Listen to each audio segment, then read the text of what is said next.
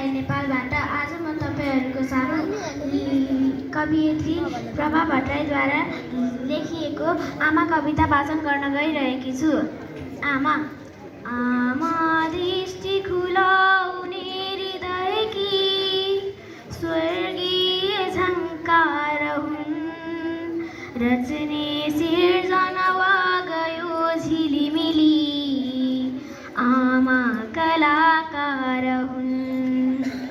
आमा नै नभए हुँदैन रचना, आमा बिना के छ र, आमाकै प्रियको खबाट जगमा जन्मे स्वयं ईश्वर।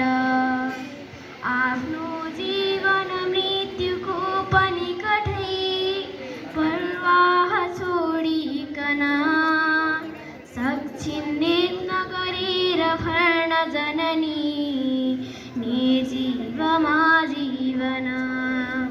आफू जोखिममा परेर सबको उद्धारको गर्छ र, आमा कर्मठ स्वार्थहीन जगकै स्रष्टा र संरक्षक।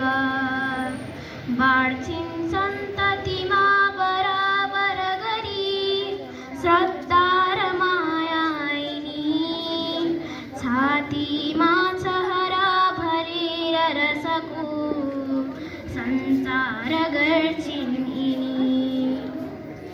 जस्तै दुष्ट कपूतको पनि यिनी गर्छिन् भलो उत्तिकै, चाहे पुत्र कुपुत्र होस् भुवनमा हुन्नन् कुमाता कतै। आमा छन् घरमा भने घर भयो सम्पन्न औ सुन्दर, आमाकै मृदु मोहमा रहरिलो स्वर्गीय आनन्द छ।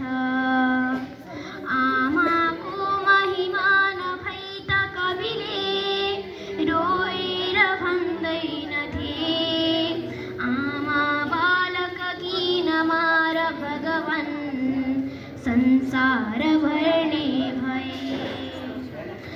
आमा हुन् ममतामयी सरिजै वात्सल्यकी निर्झरी, लाखौँ यत्न गरून् तथापि सहजै लाग्दैन आमा सरी।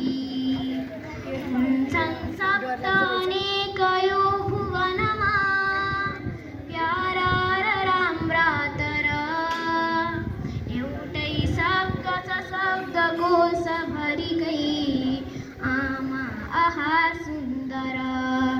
एउटै शब्द छ शब्दकोशभरिकै आमा आहा सुन्दर। धन्यवाद।